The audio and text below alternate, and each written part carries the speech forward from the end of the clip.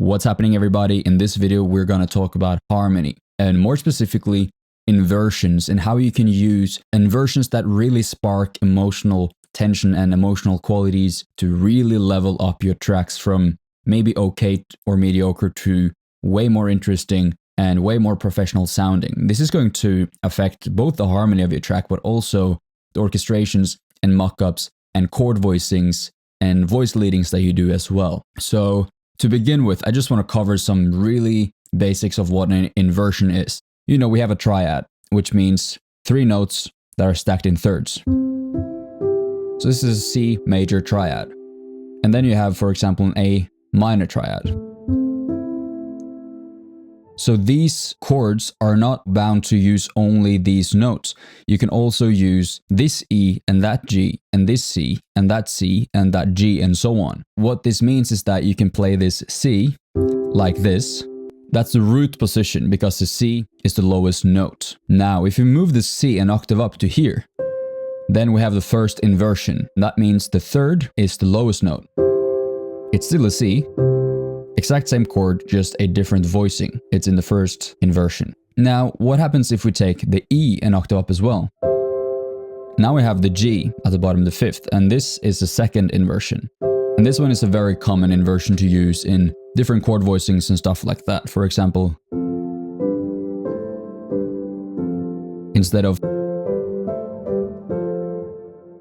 So this is inversion you will see and probably use a lot. Now that we've covered the basics of these voicings,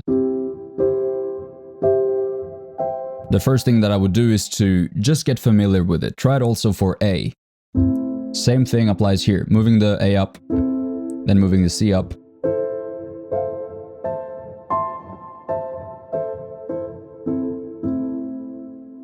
These are the 3 inversions of the chord.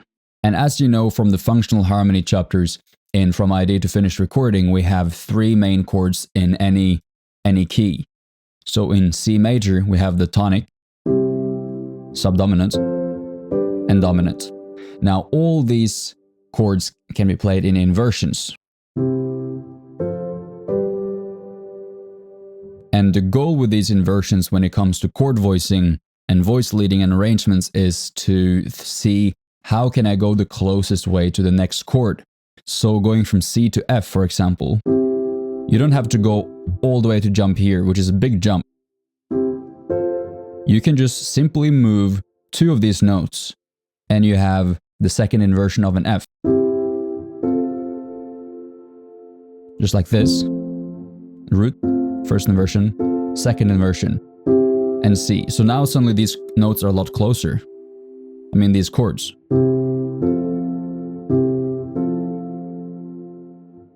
And what you can also do to lead even more into this is to, instead of playing the root in the left hand or the bass, you can lead with the third.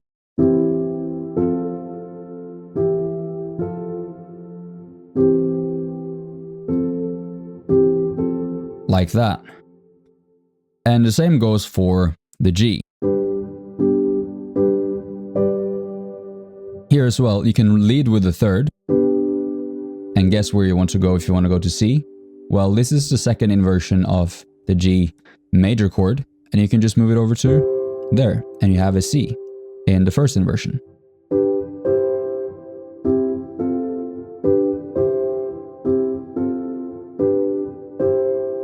Suddenly, you're not jumping everywhere to get to these 3 chords.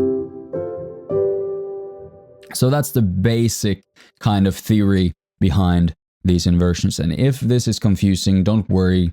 It might be a lot to wrap your head around. I would recommend playing around with it a lot, reading a little bit about it on the internet, maybe go to YouTube and see a couple more tutorials that explain the very fundamentals of this if it's too hard to grasp. But when you get it, it's going to be a very powerful writing tool. So say I want a theme that is built on the chords just C, F, and G.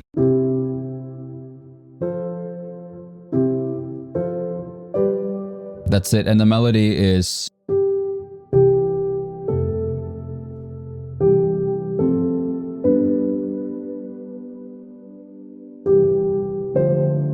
something like that, right? Well, if you record that in just the chords and the bass, it sounds like this.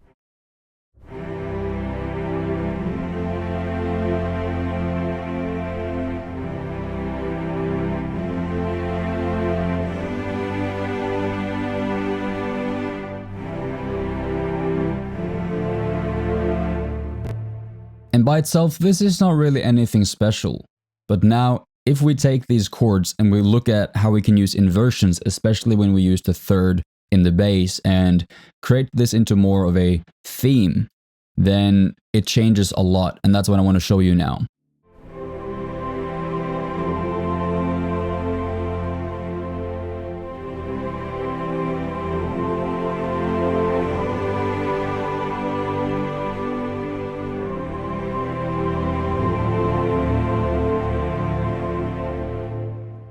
You see, everything is moving like one entity, the shortest way to the next chord, including the bass. And this is making the whole theme flow a lot better, and it makes the chord voicings a lot smoother as well. And another thing you can do is to take the leading melody note, because we have this sustained high note here. I'm not going to be too concerned with that. But this,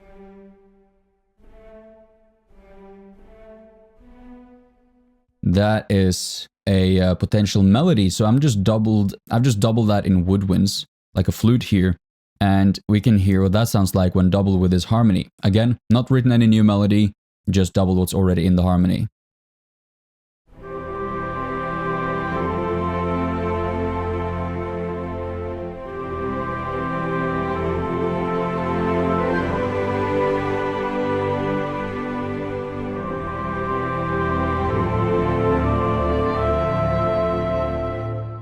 Except that little thing at the end to make it a bit nicer. But you see, it's just doubling the exact chord notes. So regardless if you're doing a piano track, a string arrangement, or anything else, these techniques will be really helpful. Also when doing choirs and stuff like that, I really recommend that you play around with inversions and chord voicings like this, because it can completely transform your theme.